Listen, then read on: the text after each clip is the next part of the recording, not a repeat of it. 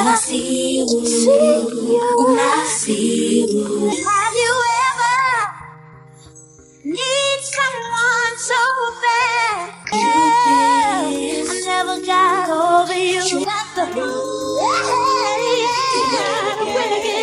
Fantasia Barrino takes a handful of aspirin and locks herself in her bedroom closet. A haunting question hangs in the air. Did she think about her daughter in that moment? I wasn't really thinking about anybody. The part about it is nobody knows how heavy it gets. Somebody asks Fantasia's voice. And we don't have it. I'm just now building myself back up. I lost everything twice. Listen, her voice, pure magic, raw, powerful, emotional, one of a kind. The moment Fantasia opened her mouth to sing, you just knew. You knew it was something special, something different. But her life behind that incredible voice, that's a whole different story, y'all.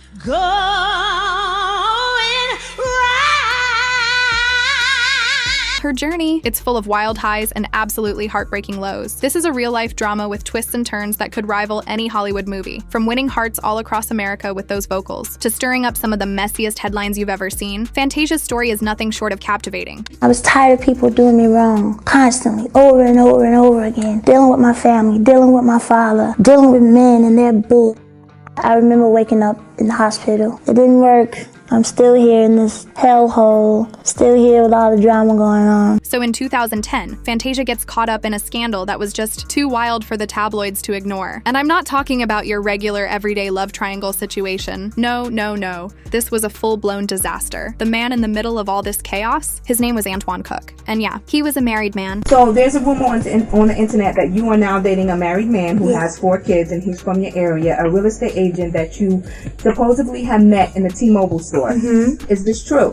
I did meet him in the T-Mobile store. He doesn't have 4 kids, he has 2 kids. Now Paula Cook, that's Antoine's wife, she wasn't about to stay silent. Not at all. Paula came out swinging, okay? She filed lawsuits. She exposed everything. I mean everything. She accused Fantasia of knowingly going after her husband. Knowing he was married and pursuing him anyway, Paula even painted Fantasia as a homewrecker who was flaunting this affair publicly. Like, not even trying to hide it. No, I did not break up his home. He's just a friend. Paula had plans to use North Carolina's alienation of affection law. Yes, that's a real thing. To sue Fantasia for ruining her marriage. She claimed Fantasia was flaunting this whole affair, dining out with him, partying with him, out in the open where everybody could see. But here's the thing. Fantasia insisted that Antoine had told her he was separated from his wife, that he was living like a single man. As this case started to unfold in the media, details about secret hotel meetups started coming to light. And all of this stress, all of this public humiliation, it deeply, deeply affected Fantasia's mental health. I don't know if he's home, what happened in his home, but he's been not with his wife. The non-stop media pressure, it just became too much for her to handle. Her mental health absolutely spiraled as this scandal completely took over her life. Fantasia later opened up and revealed, "I was in a place where I felt like I couldn't win." In a tragic moment that shook her loved ones and her fans to the core, Fantasia attempted to end her own life. I was just overloaded with everything, with carrying 6 years of so much. I always take a licking and keep on ticking. Everybody feels like I'm so strong. She's tough. She's got it. She's got it. It just became heavy for me, to the point where I just wanted to be away from the noise. After swallowing a bottle of pills, Fantasia woke up in a hospital bed, surrounded by her family. She recalled later, "I woke up thinking, why am I still here?" It was a moment of complete and utter despair, but it also changed everything for her. Fantasia, you took a fistful of aspirin and went in the closet in your bedroom? Yeah.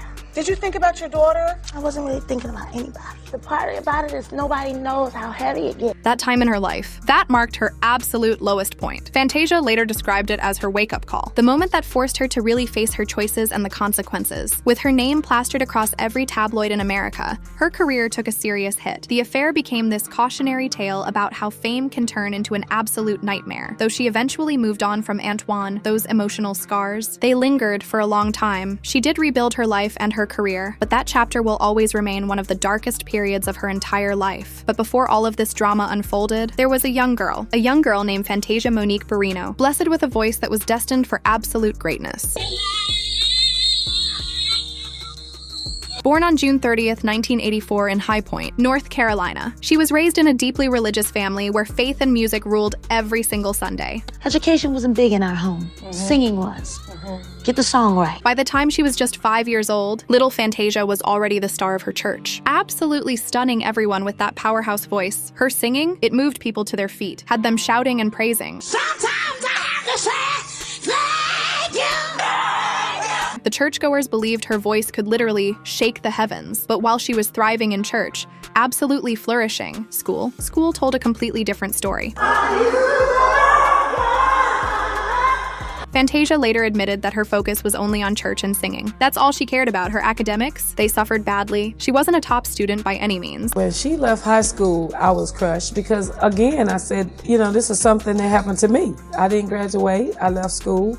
This is just taking turn for the worse. It's like I saw her life going downhill, and I'm thinking, this is not what I want. And despite having this incredible God-given gift, she struggled socially. School was this harsh, cruel environment where she faced relentless bullying. I got in trouble for education, so it wasn't something that I focused on. So I lacked in a lot of different areas. But her voice became her escape, her strength. Instead of completely breaking under all that pressure and pain, she turned it into resilience. She realized that her voice wasn't just some talent. It was her way out, her ticket to something better. Those early challenges, all that struggle, it shaped the woman she would eventually become. All the time I would be teased by my lips because my lips were the biggest thing on my body. I was a skinny little old girl. One day I asked her, why are you being sad? And she said, because the children at school picks at me and they saying, your lips, you got big lips. I said, well, don't be sad about it. Just tell them that everybody's lips can't be the same. My mother and my grandmother used to always say, the lips are big because you're a singer. Thank God for that. And you sing beautifully.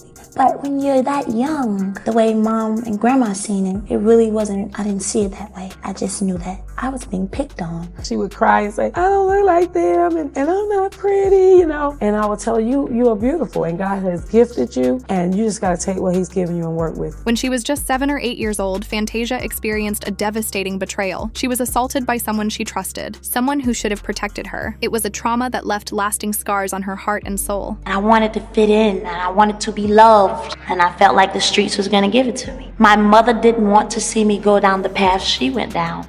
She wanted me to break that generational curse. She saw what was about to happen, but I didn't want to hear that. At that time, I wanted different. I didn't want to be special, not have that responsibility on my life of blessing people and living up to people's expectations. I just gave up. When I was in the streets, though, I was like, yo, something don't feel right. If I don't stay connected to the church, it might get me. Me staying connected to the church was my only hope of feeling like I wasn't going to die out of timing. That pain, it shaped her entire teenage years. Years filled with insecurity, fear, and a deep mistrust of people. School became absolutely unbearable with the cruel bullying continuing. Eventually, she dropped out. She felt like it was the only way to escape all that torment. But leaving school, it led her straight into the party scene, straight into more chaos. At a young age. How young were you? Probably about 7, 8. Craving love, craving validation, craving someone to see her worth. She turned to all the wrong places. Partying, fighting, chaos. It all became her outlet for that deep, unhealed pain, a young girl with a golden voice, absolutely drowning in a world that just didn't understand her. My father and I had a lot of arguments about it because he began to say, well, she can go and get discovered and make it big. And as a matter of fact, he had met some people that hooked her up with Jimmy Jam and Terry Lewis. And she went to Minnesota. She did some demos. When she came home, she said, Ma, guess who I met? I said, who? She said, I met Janet Jackson. I said, are you kidding? She ended up back home. And I'm saying, the child needs to be in school. And he says, well, they said they're going to get her a tutor. And this, that, and the third. I said, she needs to be in school. So my house was like really in a turmoil right there because I wanted her in school and her dad was seeing celebrityism already. It's like she could be a celebrity someday. And maybe that's what makes Fantasia's story so haunting and so beautiful. Because even after the pills, the pain, and the headlines, that same little girl from North Carolina found her voice again. And this time, she sang not just to be heard, but to survive.